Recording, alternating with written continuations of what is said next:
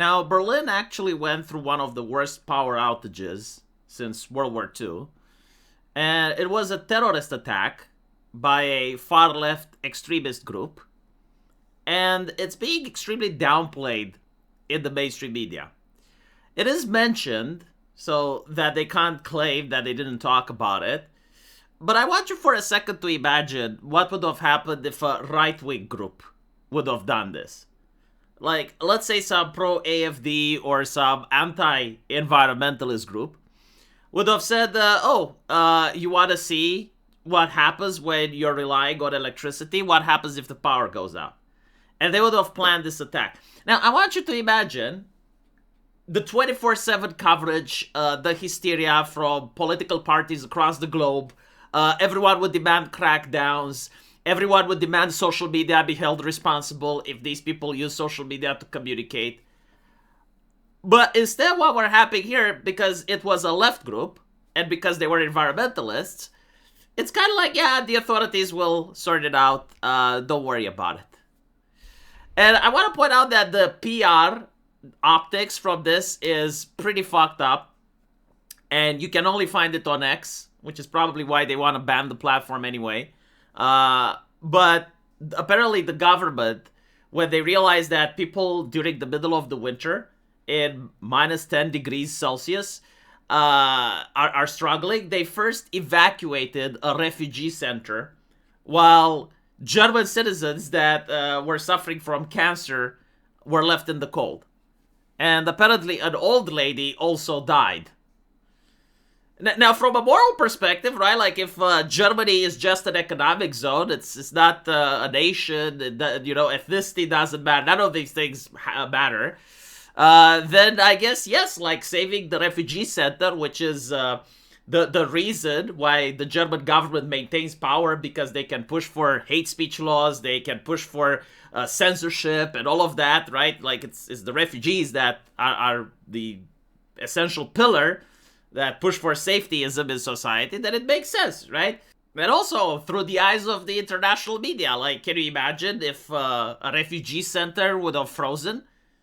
I mean, that's horrible. But, a German lady in her house that died from the cold, I mean, that's something that happens in every country. Like sometimes old people get sick and sometimes they die. This is the mentality, right, that is being pushed. Now, what's also interesting is many people haven't heard about this left-wing group, and it's no surprise, despite the fact that they also had similar attacks in the past, and I understand they even went after Elon Musk's company, after Tesla. Like, you guys remember, right, like when Elon Musk took Twitter, the whole spurg out with people burning down Tesla factories and shit. But again, like, the fact that they're leftists give them more security, if you will. Like, sure, the government will crack down on individuals, but it will never have, like, grandiose campaigns. It's like, okay, this ideology is toxic. Like, this ideology creates terrorism. We need to make sure that social media keeps people safe, that this ideology isn't spread, which is literally what they do for far-right ideologies, right? Like nothing that a far-left ideology does will get it to be on the same level, or even, like, on a near level, as the far right.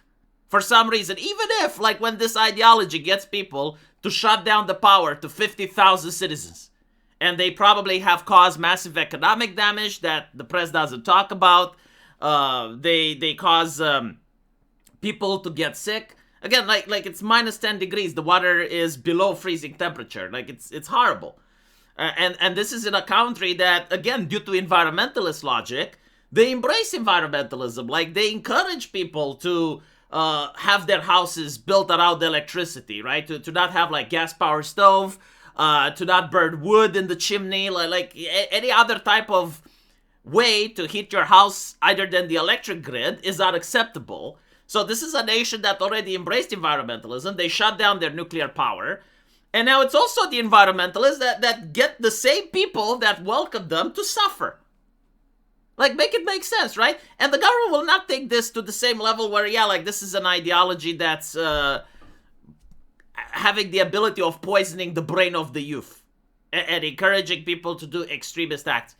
And also, what's funny is that the reason apparently the terrorist group did this is because obviously they don't like the gas at all, right? So they want to take Germany back to the Stone Age, where probably knocking two rocks together produced carbon, and that needs to be cracked down on. But more importantly, it's like we're depowering the powerful. Now, again, when they realized that it was refugee centers that they depowered, that it was people with cancer that they depowered, when it was old ladies that they depowered, do you think like they're going to have at least a second to reflect, to think about what happened? To be fair, they did apologize, though. They were like, oh, okay, well, we're sorry for all the people that were poor and they were affected by this. Well, you know what's also interesting? We live in the age of the Digital Service Act, of safetyism, where someone like Nigel Farage can have his bank account shut down, where everything that gets transacted for more than $500 has to go through online banking and shit. And with all of that, like, can they not find who is funding this group? I have a doubt that people behave in this manner simply by sitting on a Discord and talking with each other. It's almost impossible that some money isn't coming from somewhere in order to get people to do this. Why isn't the mainstream media asking this? Like, why isn't the news asking, like, okay, who's funding them? Where is the money coming from? Very interesting, right? To be fair, of course, like, nothing will happen. The Environmentalist will have, like, a prestigious place in German culture. And so I, not being cursed with living in Germany, have to wonder, like, is there going to be an end to this, or is the train keep accelerating? You see, like, there are people who believe in accelerationist theory. Like, if you keep getting things to go bad and bad, like, eventually things will get better. But history shows that's not always the case. Like, if you want to accelerate to pass through the wall, oftentimes the wall wins. In other words, like, accelerationism can mean that, well, you're accelerating to a destination and you will stay there. Like, no, people don't rise up. People don't complain. They genuinely just adapt to the new place that they are.